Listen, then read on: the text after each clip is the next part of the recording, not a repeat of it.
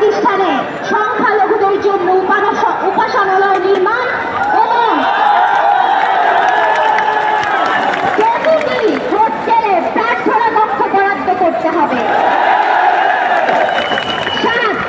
সংস্কৃত ও পালি শিক্ষা বোর্ড আধুনিকায়ন করতে হবে। 8. শারদীয় দুর্গাপূজায় 5 দিন ছুটি দিতে হবে।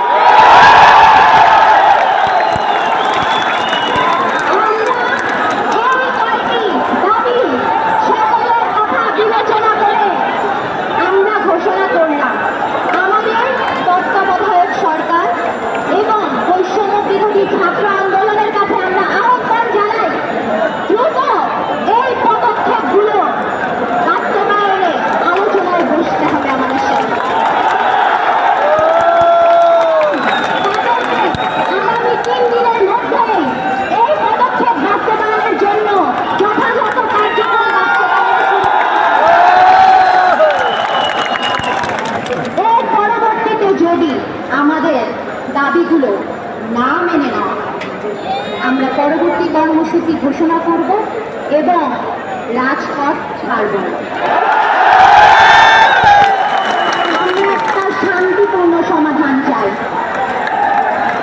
আমরা একটা শান্তিপূর্ণ সমাধান চাই। আমরা কোনো সংঘর্ষ চাই না। আমরা কোনো দ্বন্দ্ব চাই না। যখন যে সরকার এসেছে আমরা সবসময় চেষ্টা করেছি সকলের সাথে একত্রিত হয়ে মিলেমিশে এই বাংলাদেশে বসবাস করার। আমাদেরকে দয়া করে বারবার রাজপথে টেনে আনবেন না। আমরা আজকে এখানে যারা সমবেত হয়েছি তাদের নিকট অনুরোধ,